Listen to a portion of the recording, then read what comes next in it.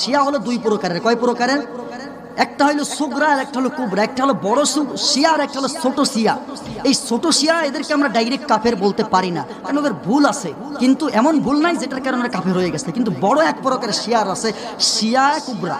ওরা হলো এমন শিয়া, ওদের কথা কোরআন হইল 40 পারা। নাউজুবিল্লাহ বলেন। শুধু এইটা না, বড় শিয়াদের কথা, কোরআন যারা 40 পারা বলবে ওদের ঈমান আসেনি? ওরা মুসলমান না কাফের?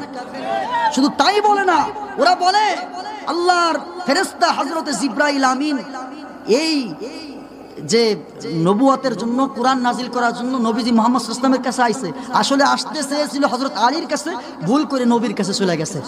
নাউজুবিল্লাহ বললেন না? ভুল করে নবীজির কাছে গেছে, এরপরে তার উপর ওহী নাজিল করছে। চাচা চলে গেছেন, আপনি স্বপ্নের ব্যাখ্যা তো শুনলেন না। স্বপ্নের ব্যাখ্যা কিন্তু রয়ে গেছে। আগে 2 মিনিট এটা বলে নেই, তারপরে ব্যাখ্যাটা বলে দিব, এরপরে শেষ মোনাজাত। আপনারা বাড়ি যাবেন, ফজরের নামাজ পড়বেন। রাজি আছেন?